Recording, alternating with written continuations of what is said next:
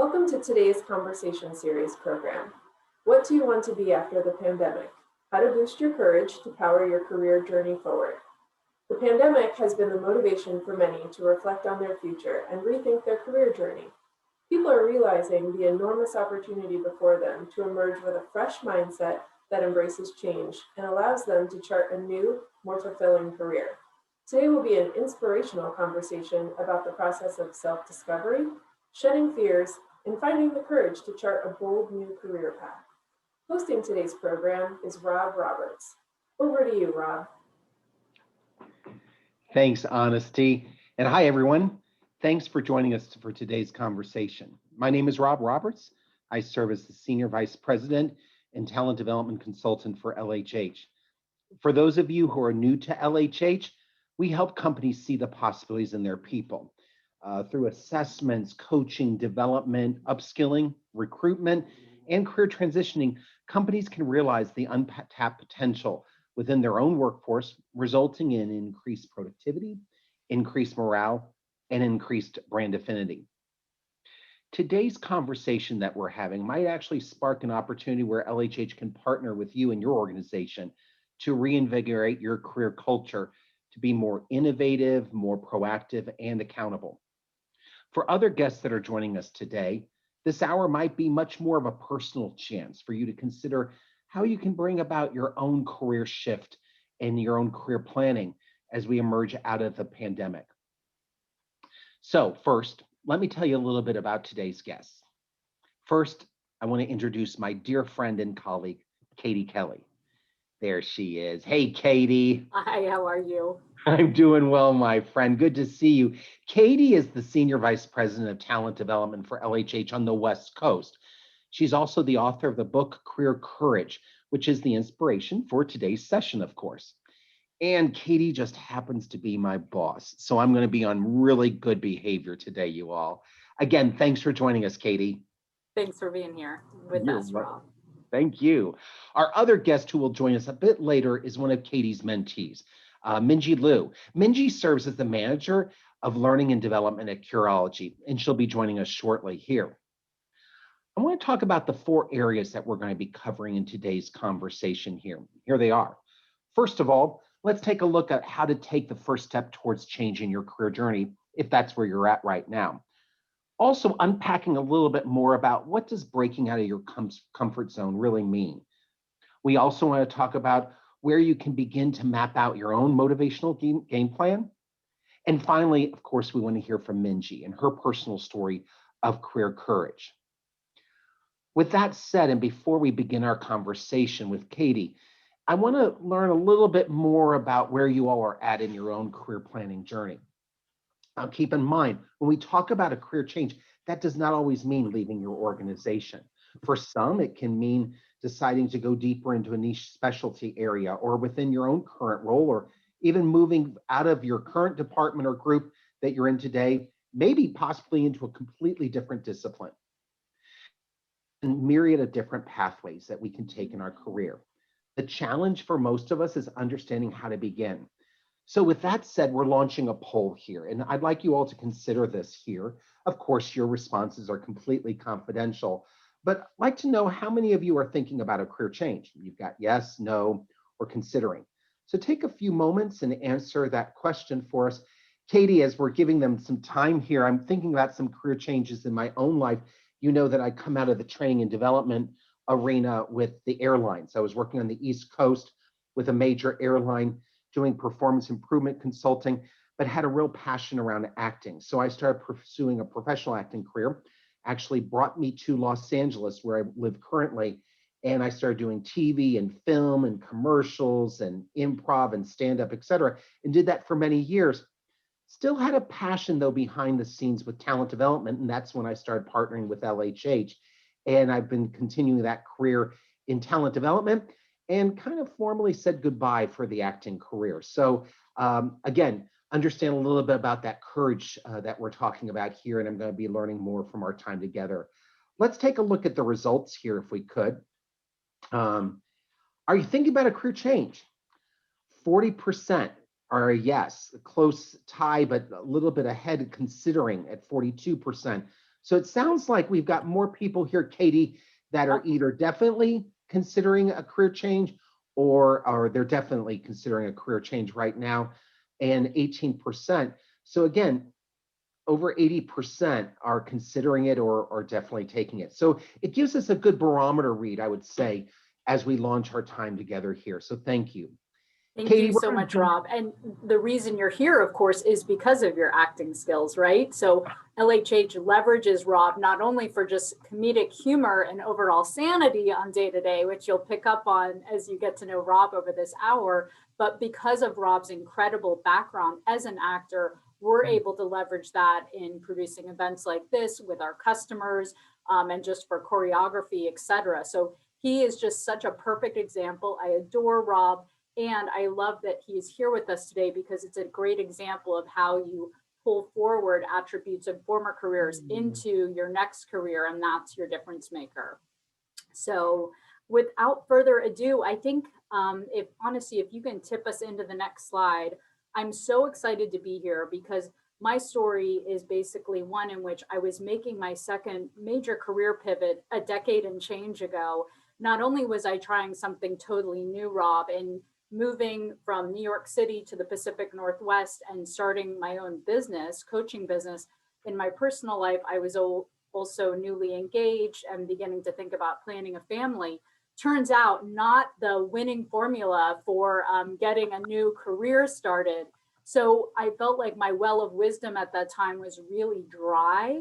So I began to interview people who just really inspired me, men and women throughout the world. And I was just curious to understand what was it with their mindset, with their strategies, with really critical decision that helped them continue to maneuver their career. You know, I think more and more these days now in college and even high school, we're starting to educate our young people around all the myriad of career decisions you're going to have to make. Our parents' generation often worked for one or two companies their entire career.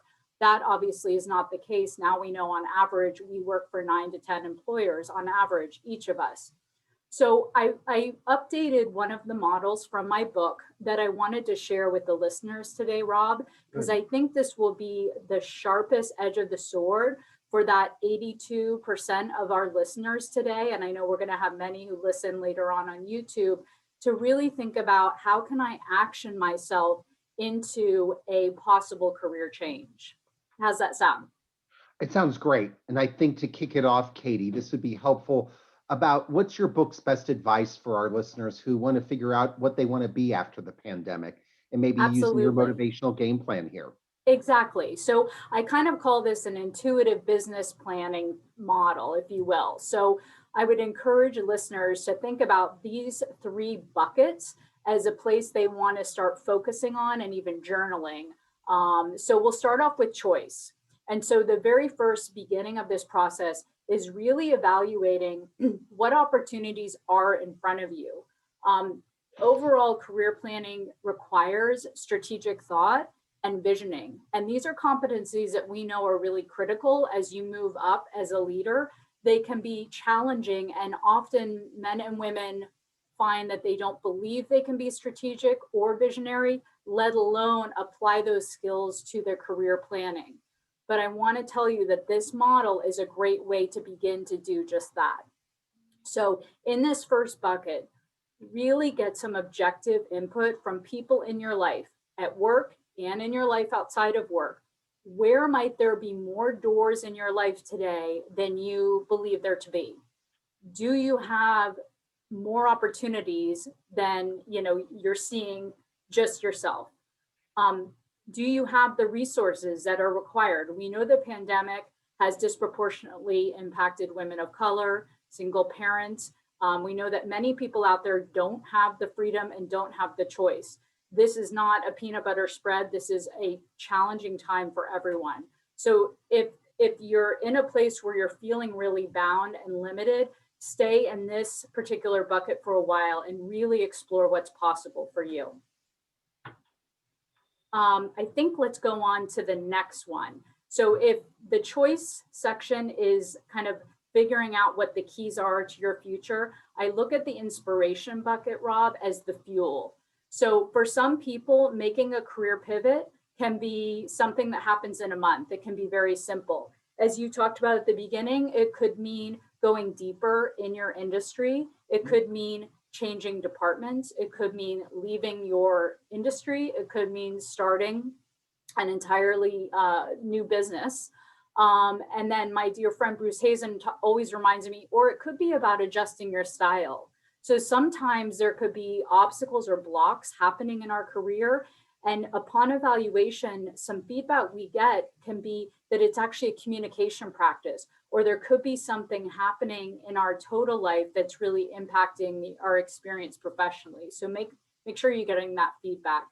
But in regards to inspiration, I really encourage people to understand what their core values are today, right? So we know the pandemic has enormously impacted us. So in some areas of the world, we're starting to emerge out of the pandemic. In other parts of the world, they're very much still in the pandemic. For those of you who are coming out, really understand what's important. For some, earning potential is much more important than it was in February 2020. For others, being able to be much more creative, for example, is much more important to them now. So really understand the core values that are driving you, and make sure to change your network so that you're moving into the space that you want to become. You're starting to understand who are the leading thinkers, and get to know people in the network so that you're really beginning to change the architecture of your life to usher you into this next phase.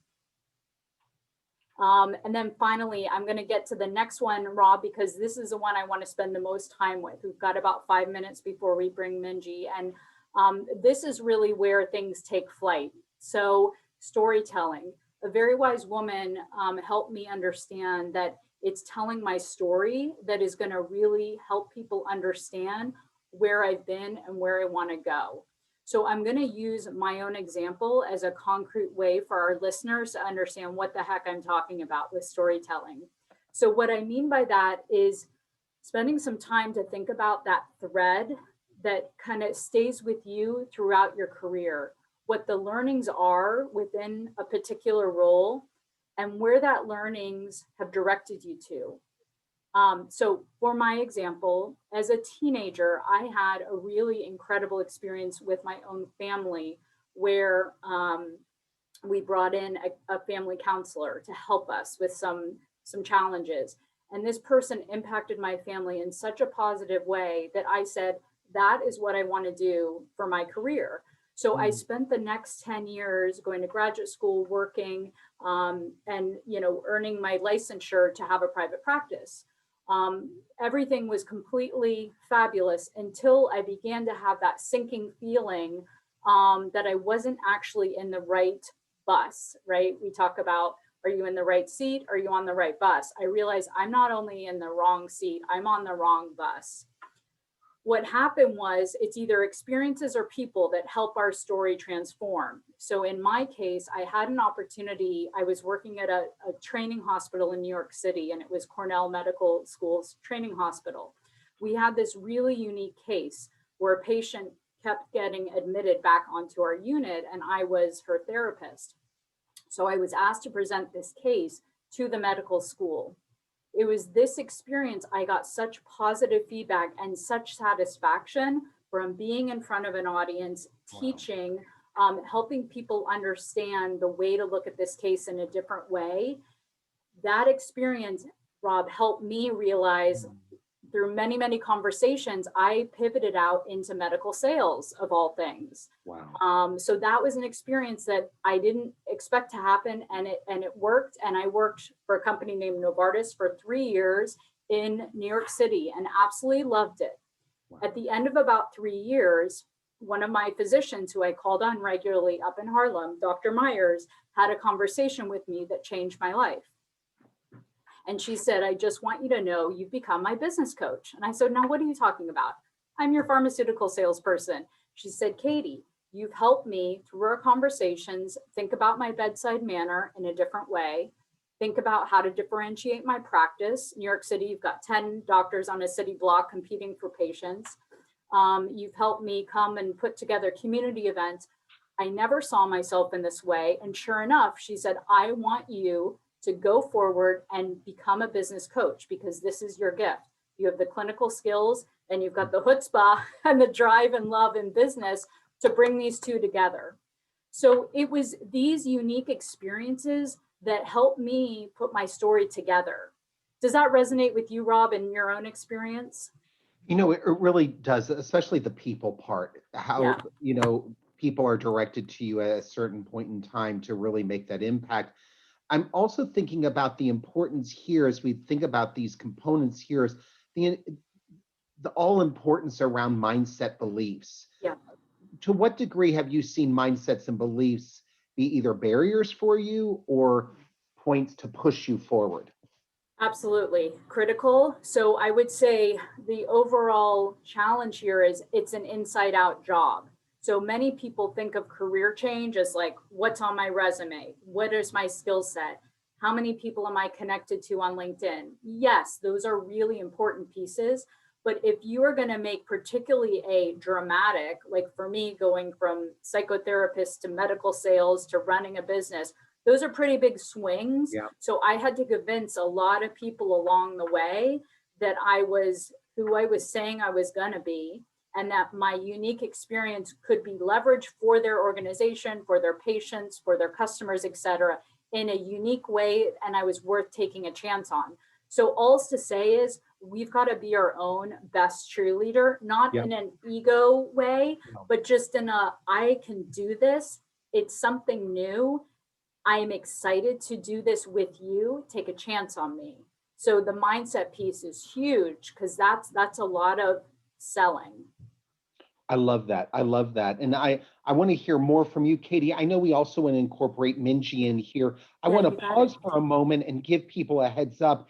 At the very bottom of your screen, if you hover your cursor on the bottom of the screen, you'll find a Q&A box. And if you start having some questions, feel free to start populating that. We're going to come back to Q&A at the very end. So even as Katie's been sharing some things, it's sparking some questions, etc. Please feel free to use that box of Q&A to type that out, and we'll be addressing those as we go forward. But Minji, I'm going to let you introduce your friend and mentee, Minji, right now and get her incorporated here. Yeah, you got it. So everyone, I'm so excited to have Minji here. Minji and I met at Mount St. Mary's University Leadership Conference. It's a total mouthful, but it was 2017, which of course feels like 2 decades ago. And I was presenting as a speaker, and Minji came right up to me with like a strong hand, and she said, "My name is Minji Lew. I want to be you when I grow up. Can we keep in touch?" I mean, what was I going to say? Of course, I want to work for you, Minji. So Minji has been a total delight. She literally tracks me down like every 6 to 9 months. She won't take no for an answer, no matter how many times I'm like, I can't talk, Minji. I'm sprinting right now. She's so good. And I always use her as an example when people ask about what does great mentor-mentee relationship look like. Minji is like the poster child because she's so organized. She's got all the drive. She knows what she wants. And she leans on me for like, 20 minutes of just like vetting. Here's what I'm thinking. Here's where I'm going. How does this sound? What do you think? So without further ado, Minji, thanks for saying yes. I wanted to make sure we share your story here because you inspire me, and I know you're going to inspire so many people more today. If you could open up, Minj, by sharing what those nudges were for you when you kind of knew, hey, it's time for me to make a change. Yes, well, first off, I have to say thank you so much for having me. It's such an honor. Hearing that story back just makes me laugh because I honestly forget what I even said in that moment. So thank you for that awesome reminder. To your question, I think that I've really pivoted kind of twice in my career so far, and both times the nudges have actually been very physical. So I first worked in advertising, and the nudges towards the end of my time in that industry, I would show up, and at work, I would have the most intense neck and shoulder pain. And it wasn't just like because I'm at a desk. It was because there was something fundamentally stressing me out and wrong. And then in the second pivot, when I went from consulting to internal, I actually was experiencing a lot of vertigo and headaches and like heart palpitation. So it's interesting because I think in my mind, I knew for a while that it wasn't the right bus, to your point. But the body tells you so much, right? It gives you information. And that is what really pushed me, because I had to take care of myself and make that real tangible change. To dive deeper a little bit into the advertising piece, there's some toxicity in sort of the culture of advertising, but more than anything, for me, it was the fact that I felt my work was so distant from the people who were impacted by it, right? It's mass communication. What ended up happening was we were going through high growth. So there was a lot of developmental trainings and it focused on diversity, equity, and inclusion. And I would partake as a facilitator or even a participant in these trainings. And I just felt so much more connected to my coworkers, and I could see the direct impact that those were having on them. And so for me, very loud and clear, was I need to combine serving others and being focused on their growth. And that's where I kind of landed here now. Wow. Minji, that's fantastic. I've got a question for you. As we think about the process of learning that you went through, becoming as a young adult, you decided, if I understand correctly, to pursue your master's degree at Northwestern. You studied learning and organizational change. And then you actually became trained as a professional coach. Many of the guests that we have today here have been drawn to this event to be inspired by the actions that you took to leave an unfulfilling job, an industry that didn't quite connect with you. What's your advice right now to guests who feel stuck? They aren't able to envision how they might take the steps that you did to change the course of your life. Yes, well, I have to preface first that my journey is very, very privileged. I was able to go to grad school and take time to do that full time. And I was able to do, the coach training, which is of course another expense. And so I understand not everyone has those abilities, but I fortunately I was able to. So that's important to say, is that a lot of times education can be a really clear turning point that for others, is a little more gradual. With my clients, I work on kind of two approaches. The first is, if you don't know what you want to do yet, is to really reflect back on what gave you the most energy and like what are the things that made you feel most connected to yourself and to others, and to really own that, say that out loud, and be firm about this is what the right thing for me, right? Speaking about the bus. And then from there, be in exploration mode and meet people at, women's leadership conferences, or, meet people through public Slack channels or whatever it is, to get to know what they do, why they do it, what they love and hate about it, what makes them stick with it every day. For those who definitely know what they want to do and are kind of working towards that pivot right now, the first is the network, is to expand it. Networking. It's such a word, but the reality is connections is what helps you. And really it's about making meaningful connections. It's not just about, I connected with you on LinkedIn and can you refer me to a job? It's really about meaningful relationships that can get you on a webinar with LHH one day, or really have a mentor who I love so much and will come to my wedding. It's really about that, and just doing that, and through their learning. The other parts I would say are read as much as you can, attend workshops, have your company pay for workshops for you to go to, take on projects outside of work if you have the time and capacity to just get that experience. And with the storytelling piece is really just thinking about the transferable skills. And once you nail those down, all you have to do is talk about them the right way. And that has really, really helped me with my career pivots. Excellent. Amazing. Thank you. Thanks, Minj. What I'm hearing from you is so much proactivity and so much social, right? And we know that the world isn't built with people who feel like highly relational or highly comfortable reaching out. So I'm kind of throwing a little bit of a change in my question. I know you can handle it, as now you're working at Curology and you have a small coaching business on the side.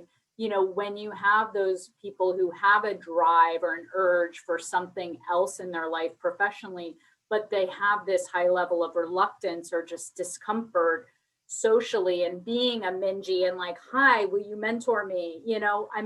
Not everyone can do that. How do you coach those type of people who struggle in putting themselves out there? Yes, great question. Earlier on, I was like, why isn't everyone like me? Why don't they just go up to the panelists and talk to them? But you're right. In my coaching practice, I have noticed that isn't for everyone. And so I really think it's about having a support network. A lot of times my clients are coming to me to be an accountability piece, to just say like, hey, can you just check in on me and make sure that I actually email those 20 people next week? That is a big part of a coach's job. And also baby steps, right? You don't have to launch right away. You can chunk it down to what you feel like is doable for you, as long as you're making forward progress. I love that.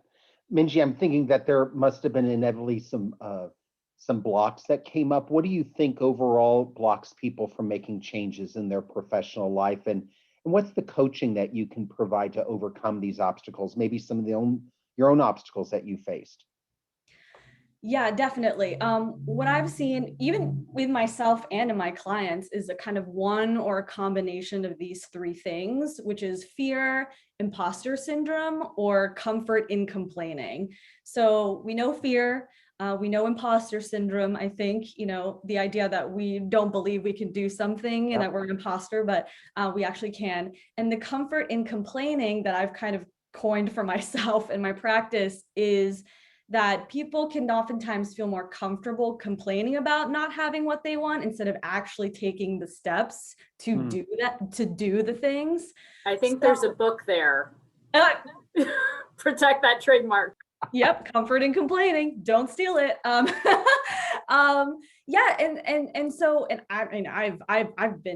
been a culprit of all these three things, or a victim of all these three things, whatever you want to call it.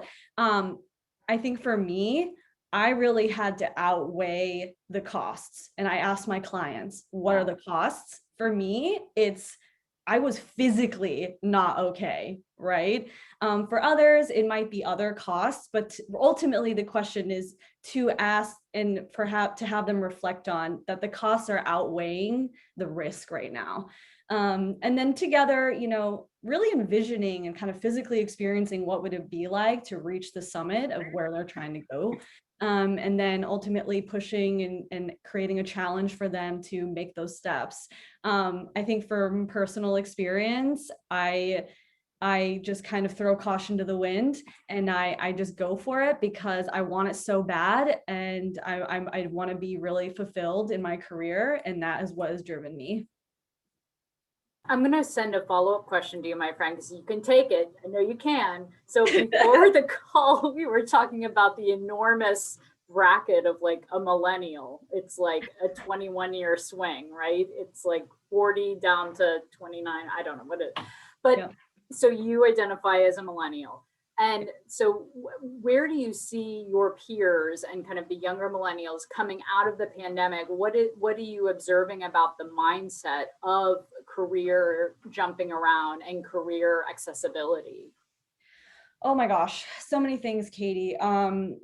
First and foremost, the pandemic has caused us to integrate life and work, right? And so a lot of it is really, I think that the generation before COVID was kind of really hustling and trying to make it in the big city or just at work in general. And now they're really thinking about, okay, what do I really want in my life? So many of my friends have moved back home to be closer to their families. A lot of women, something I'm considering is the ability to work from home so that if I do want to have a family in the future, I can do all the motherly things right after newborn, right? From home. And And going back to the really achieving what they want is not just the work-life integration, but really finding a career that fulfills them, because life is short. You never know what's going to happen. And so it's really about being satisfied and having everything you want in your career and not settling, really. Yeah, I totally agree. And I'm seeing that. And just no longer toxic workplaces and toxic leadership, like no longer tolerating that, like across the board. So we could talk about all these things further. The great news is we have tons of time for Q&A, which I think, we have plenty to respond to. So Rob, I'll let you keep us all honest there. Oh, the listeners here, the participants are really filling us up with Q&A. So our questions here. So Minji and Katie, I've got some great ones for you. Minji, earlier you talked about fears, and I'm going to pose this both to you and Katie. What were some of the biggest fears that both of you faced that were perceived fears that in the end you recognize they shouldn't never have been fears for you at all? They weren't as insurmountable, I guess. So the question is, again, what were some of the biggest perceived fears of making your career pivot that you can now say should not have been fears at all? Let's go to you, Minji, first, and then we'll go to you, Katie. Yes, for me, it was definitely the imposter syndrome piece, because I had gone through grad school and a lot of my peers had already worked and been working in the people space. And for me, it was, okay, how do I think about my transferable skills? I don't really know anything. I'm just learning this all in theory. How do I make it practical in the workplace? Come to find out, as I got further and further into it, I actually knew a lot more than I did, and I could take so much of my experience and transfer it, right, in a way that was unique and in a kind of mix of mine, of that strategic experience with the people knowledge. But that for me was the hardest thing, was like, can I even speak to this authentically right now? Wow. How about for you, Katie? I will say, I think a big component of this is risk taking, the feeling of that's risky. I'm not sure I can do that. What if I fail? What if I leave a job, start a new one, don't succeed, can't get back, don't have income, right? That's a fear. I think I have been pretty fearless, and because I was raised by an entrepreneur. So I have seen a theme, and Minji, you let me know, and even Rob, if even just one primary caretaker, it doesn't have to be a tried and true entrepreneur. It can be somebody who's entrepreneurial within an organization. So that was modeled for me. So I think as a young person in my 20s, it was testing that out for myself. And the more I realized, the clearer I was in what my ask was, and the more risk I was willing to take on myself for an opportunity, the more doors would open. So I'm sharing this in the vehicle of coaching advice for the listeners, is if you're hesitant about that, understand you've got to sell yourself on what you're asking people and be really clear that you can do that. And then you're selling it into other people, and it's smoother than you would ever expect. You don't win them all, but you find the people who have an openness to creativity, to doing things differently, to trying something new. Those are the people in an organization who are going to usher you in and say, Rob comes from Hollywood, and he's going to be a difference maker in our talent development portfolio, because he is so dynamic. And you know what? Our customers love him. He makes every boring Zoom meeting a delight. And, now to have anyone look back on, should we really bring an actor into our firm? Of course, so I'll end there. Katie, thank you so much. And it's also for my own story, it's really resonating with me. I was living on the East Coast. I had great friends, great, relationships. I was rocking solid where I was at. And it changed. And all of a sudden I had this gut reality. I'm not supposed to be here any longer. And what was perfect, all of a sudden no longer fit anymore. And Minji, maybe that was you, is it was working. And I knew something was rumbling. And all of a sudden I knew beyond a shadow of a doubt, not just geographically speaking, but I knew beyond the shadow of the doubt this isn't, the time is up. And that's at that point when I moved to Los Angeles and I pursued acting full time. So it's really fascinating when that timing comes up in the midst of fears, et cetera. I'm also thinking about these career pivots. We've got another question here, Katie, specifically to you. Do you think your career pivots would have happened without the wrong bus experience, going back to your story, being on the wrong bus, wrong seat, and without having that interaction with that Harlem, New York City doctor that really spoke into your life? Would it have happened anyways, or just at a later stage? Or could you actually have bypassed it altogether without those experiences? It's a great question. I only know who I am, right? And I'm someone, I get restless. Once I nail something, I'm ready to move on. What's next? I love to grow. I love to stretch. I love to be challenged. So, and I also love things to be meaningful. That's not always true for every person. Some people, a job is a job. They want a 9 to 5 it, and they have a fabulous life outside of work. That's where they get their satisfaction. I hopefully am am both finding personal meaning out of my personal life, and I love to get meaning at work. So I guess, Rob, the wonky answer is I was probably looking for those moments to derive meaning, to direct me to your point. I felt like I had kind of found myself in a place where it wasn't totally clicking for me. And then because of that experience presenting and because of Dr. Meyer's Truth Talk with me, I was all ears. It clicked for me and it helped me say, this is the moment to make a change. I love that. There's another quick question, and you guys had so many great questions coming at us. I'm doing my best to go through these here. Um, the storytelling component that you were talking about, Katie, did you realize the storytelling potential of those aha moments in real time when they happened, or did it take you some time to craft it into a memorable story? Definitely in hindsight. Simon Sinek's model of understanding our why was a big informant for me. Taking that time in a leadership class to understand my why was and still is to alleviate pain and inspire action. Really important, two sides of the same coin.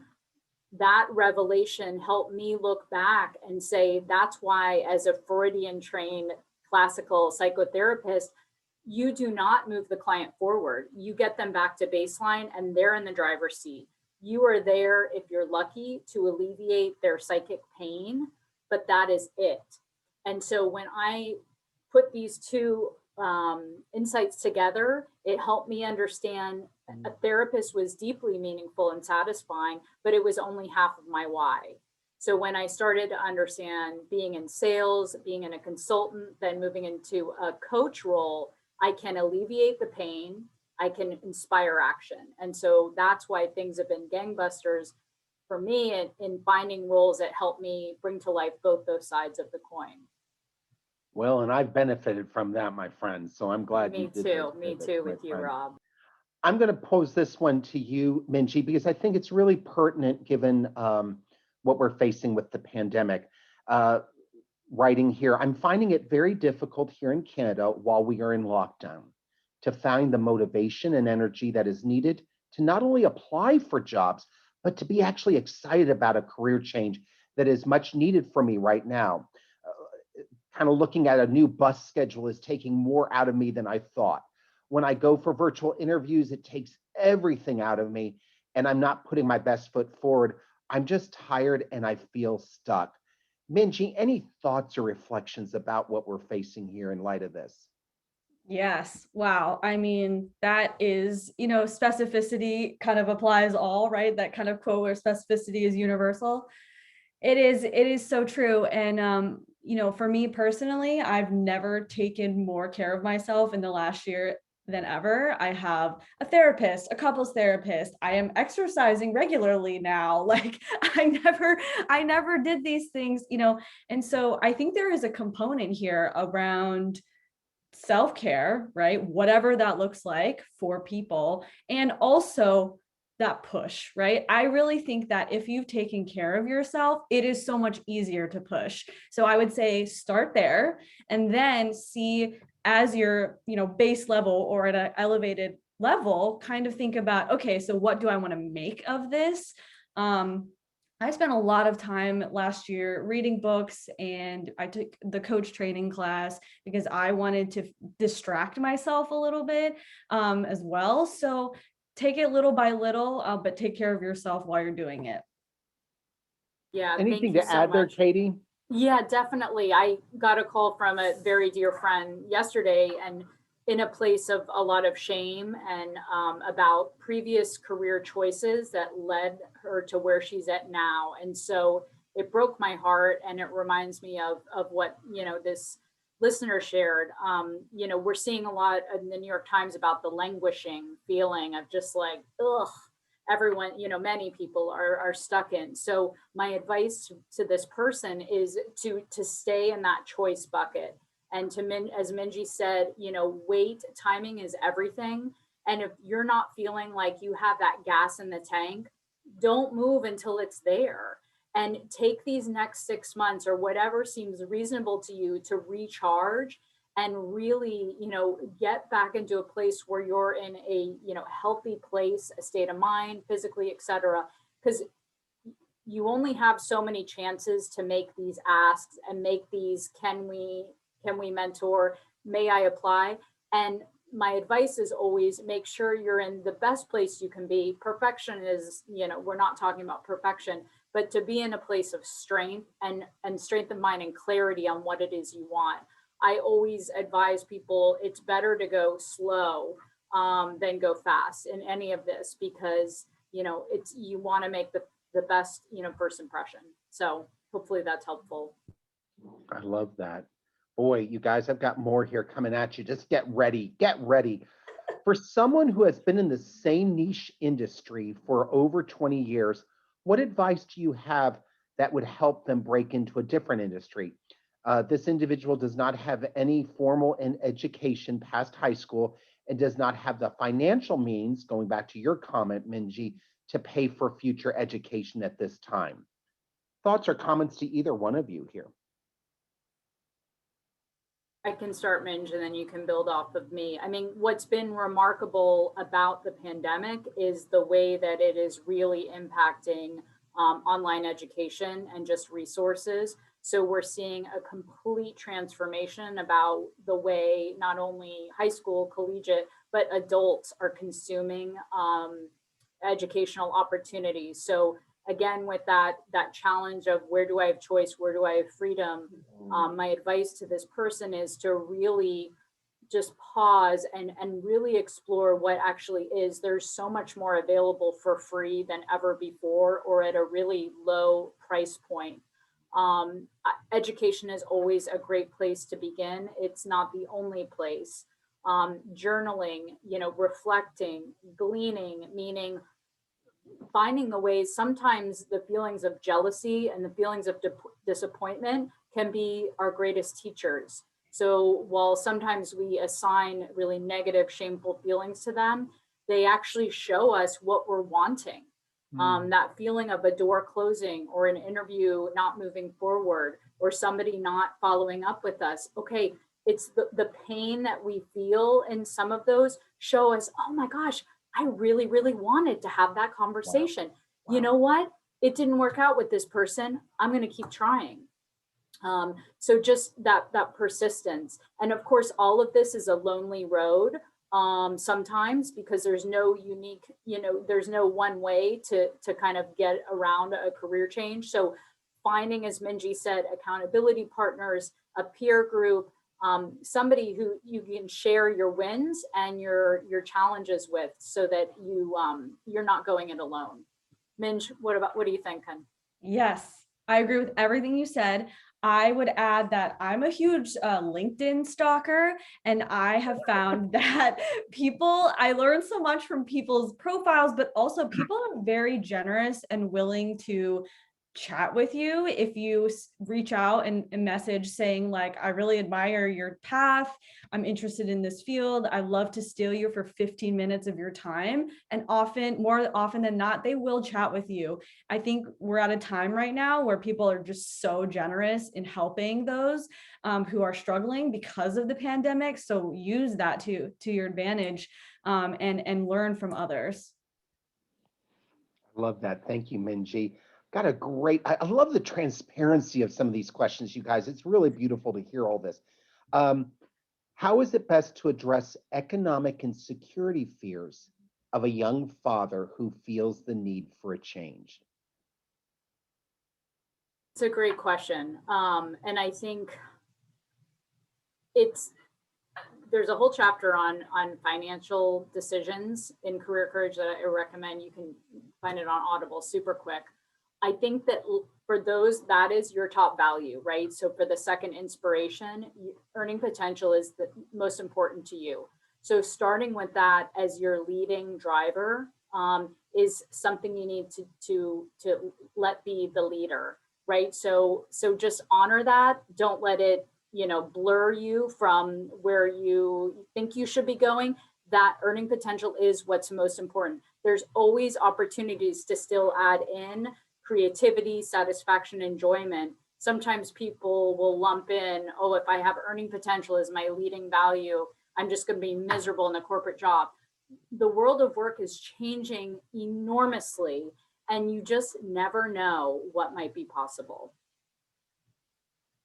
I love that. I love that. We've got a great question here. A lot of companies are asking their employees to reskill or retrain. How can HR departments overcome resistance from the workforce for enhancing their skill sets? Boy, this one is really near and dear to my heart, Katie, because a lot of the work that LHH does is actually helping create cultures of continuous learning. And sometimes that blockage, Katie, as you know, and Minji, as you know, is from leadership, sometimes it's from the management, and sometimes it's from the employees themselves. So any other ideas as far as how we can help shift this mindset around enhancing your skill set and seeing that learning has to be continuous, because what I do now is going to look different even a year from now. Any thoughts or ideas, Minji? Yes, so I actually interpret this question less as a training, learning question and more as actually a change management question, because the change that is happening, it needs to be met by the learning and development. So if there needs to be rescaling, it's because there's something going on at a business level that needs to be communicated by leadership and supported, right, through learning and development. So I would say, first and foremost is to kind of make that change desirable, set a goal, set a reality check that this change needs to happen. And then that will motivate, hopefully, the employees to want to learn and reskill. If they kind of are being told like, oh, you should reskill and learn, but they don't understand the why behind it, just the motivation won't be there. So I would say that first and foremost needs to happen. And then that means then setting up the systems and the resources to support that and making sure that the learning and development is not just help meeting the business goals, but as personally evolving the human being at a deeper level than just skills for the job. I love that. I love that. Thank you, Minji. I like this other question, another authentic question here. For someone without a college degree and in an age group above 50, what advice would you give for making a change? It's never too late. So I think, what I'm hearing is a lot of obstacles some people are putting in front of themselves. And oftentimes these are the very real, legitimate reasons that people stay where they are, because they feel like it's insurmountable to bring about change because of X, Y, Z factor. The purpose of this discussion is to say anything is possible. You need to believe, and you need to get into a curious place, and again, shedding the blame and the shame that quickly moves in when a lot of people have sat and not made a decision. Oftentimes it's because they're so selfless, they're taking care of all the people around them. So my encouragement is just to really hold yourself in very high regards and understand this is a unique opportunity where many of us are hitting the reset button and saying, to Minji's point, what matters to me today, what we've gone through, and many of us are still going through with the pandemic, and everything else that's happening in our world, what is driving me? What do I want to make of this life? And so honoring that this is a reset time. And while this gentleman may feel like, a high school education at 50 has been something that's limited them, anything is possible. It's conversations, it's connecting with people, it's exploring and understanding what would be meaningful in this gentleman's life. And understanding that many barriers are now really lowering. But you've got to find the doors and knock on them. Katie, I'm not going to ask you this question because I'm afraid of the answer here, so I'm going to pose it to Minji. Minji, do you have moments of second guessing or regrets after making your decision for a change? Thus why I'm not asking Katie. Do you have any moments of second guessing or regrets after making the decision for a change? What stopped you from going back to what you did out of comfort or security? I may have a unique perspective on this, but I don't really, this is going to sound crazy. I don't really live with regret, only because now, does the honeymoon period end? Yes. Does the shine wear off? Yes, of course, always. But I genuinely believe that a change was made for a reason, to put you somewhere and to have you learn. And if you stay or move forward, that's dependent upon you and where you are at that moment. But I think for me, I had to make the best choice for me at the time.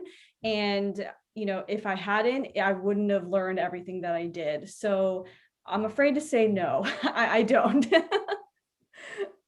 Katie, I'm going to ask you, any Yeah. moments of... Minji and I are one and the same. I don't really look back too much. And if there's repair work that needs to be done, that's important to do. But the reality is, oftentimes, if you want to go back to what you're doing, you can do that. I would say 95% of the time, it's really unappealing to move backwards. So the enjoyment and the satisfaction of moving your life forward is never anything I've thought secondly about.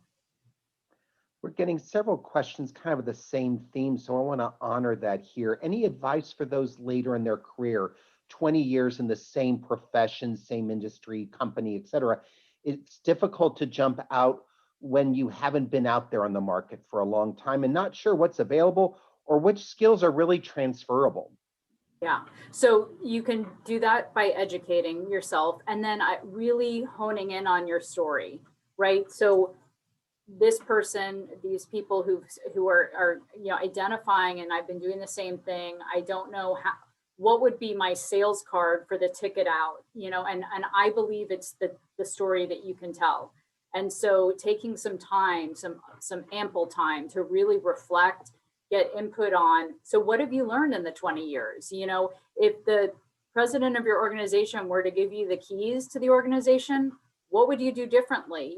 Just kind of some of these absurd, but why not questions to say, if you're here today and you have that nudge and you're having that feeling of, I'm not sure I'm in the right seat, I'm not sure I'm in the right bus, but gosh, I'm so socialized to this seat and this bus. That's where people get stuck. As adults, we're different than children in school. As adult learners, our internal barriers are often our biggest obstacle. We are so used to being known for doing something, known for the repetitiveness of what we do in a good way. And so it's that disrupting ourselves that is the biggest challenge. I have something to add here as well. I'm not personally in this situation, but I would say I look at Curology as an example. We're very much in a position where we're transitioning from a startup into a company, and we're scaling, we're growing, we're building structures. I've been in a ton of interviews recently that we're bringing in more experienced folks who have been doing this and can build that structure for us.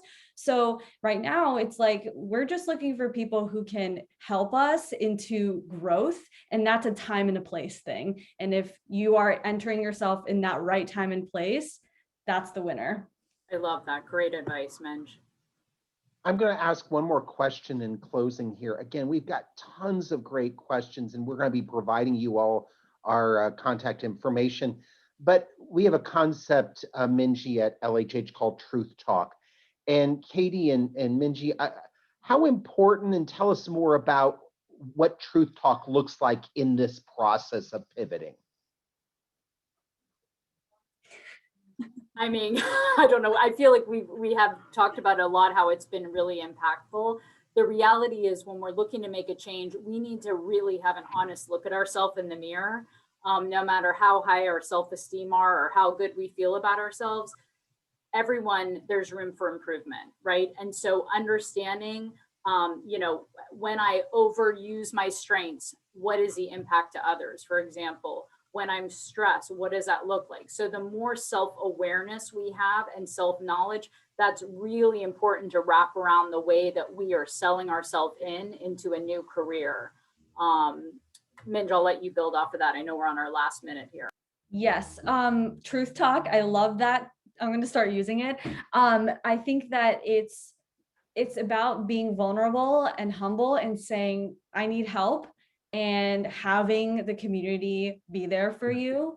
That is such a hard thing for people to do, but it is like the best thing you can possibly do. So that's what I would say with Truth Talk. And Minji, I think trusted is really important there. The people that you really trust their voice, their perspective, et cetera, that know you well and have your best interests at heart. We're going to go to our closing slide here because these have been great questions. I'm sorry we haven't been able to get to all of them.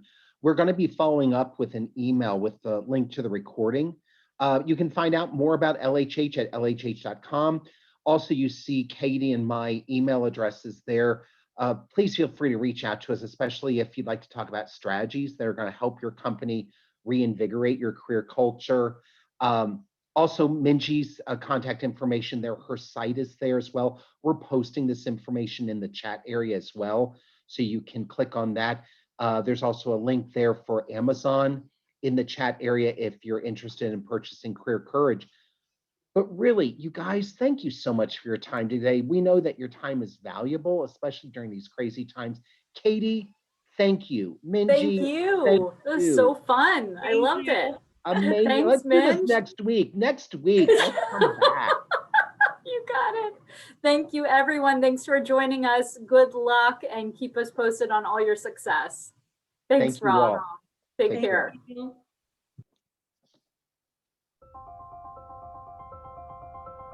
Today's careers look very little like the linear careers of the past. Our lives and our careers are unique journeys of personal and professional growth. Along the way, we experience many moments of change and transition, challenge, and success. Every person has their own unique story, and LHH is there for every key career moment. To find the perfect match between people and jobs, we help reveal who has the right skills and the right fit, and we deliver insights that help people uncover who they are and the keys to their success. When they take on new challenges or step into leadership roles, we help people reach their true potential, accelerate their team's success, and elevate the company's performance. When new technologies or big changes in the world create new career paths, we help people renew their skills, reinvent themselves, and move into exciting new jobs within their current companies. And when change in the business means people need to continue their journey in a different company, we help them refresh their careers and discover new opportunities. Life is all about transitions and navigating key career moments with skill. LHH is here for every career journey to deliver on every opportunity, every step of the way. Visit lhh.com to learn more.